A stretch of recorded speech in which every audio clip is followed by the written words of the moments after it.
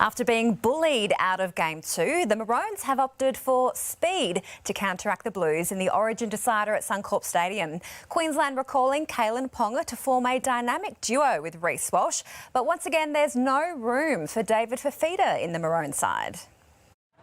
The sight of Reece Walsh and Kalyn Ponga in the same side would make any opposition shudder. I've got visions of him going down the sideline and passing back into me, so it is exciting. The Dally M medalist back in Maroon after missing the past 5 Origins through injury and concussion. To go through what I went through with the concussions and almost having to retire, you do sort of go to a pretty low point. Everything's, pretty good after that. Ponga's addition to the Queensland bench among a raft of changes. Jaden Sewer axed in favour of Kurt Capewell, with Xavier Coates and Murray Taulagi out injured. Selwyn Cobbo earns a backline recall alongside the Maroons' Mr Reliable Dane Gagai. If I'm being honest, I don't think I really go to another gear. I think it's the players around me that help with that ability. Fearing his Origin career may have been over, Gagai's first phone call after being informed of his selection to his boys, Dante and Cruz. Because that was probably the hardest thing for me when I didn't make the team last year, was letting them know. And obviously kids can't understand why or reasonings for that, so able to call them as soon as Billy let me know it was a pretty special moment for me.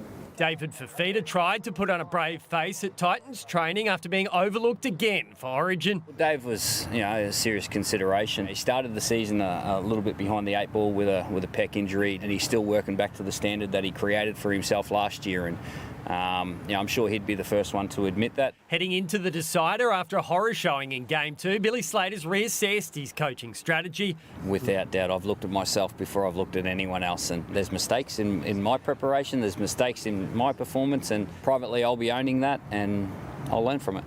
Adam Jackson, 9 News. Michael Maguire has fired up again at Billy Slater and the Maroons after Queensland were left fuming by a number of dirty acts from the Blues at the MCG. Glass houses again, Danny, I think, if you go back in time. But, look, we keep it on the field. There's a fair few things off the field that were probably shown there in Game 1 that, you can have a look at too. Sad news for Maroons fans who love to give it to the Blues, with Queensland Police confirming to 9 News that they will not allow team buses to travel down Caxton Street after a public campaign to bring back the long-shuttered tradition. Live to Ben Dobbin in the newsroom now. Dobbo, Origin has left the Broncos short-handed, and now there's even more bad news.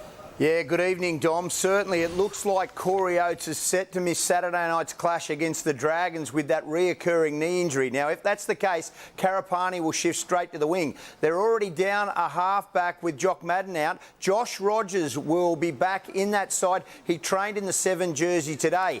This is a big game for the Broncos, and they will bring a debutant on if Oates is out. VJ Semu will make his debut. He's on the development list, and the Broncos are bringing another front rower into the fray. It's a do-or-die game for the Broncos against the Dragons on Saturday night. Thank you for the update, Dobbo. Jeremy Marshall-King's broken foot leaves some big shoes to fill at the Dolphins, with Max Plath set to take over as hooker. The only difference is he'll be passing the ball a bit more off the ground. He's solid defensively, good runner, and we trust him to do a good job if he goes there. Bromwich full of praise for Jason Riles, with the former Storm and Roosters assistant announced as Parramatta's new coach.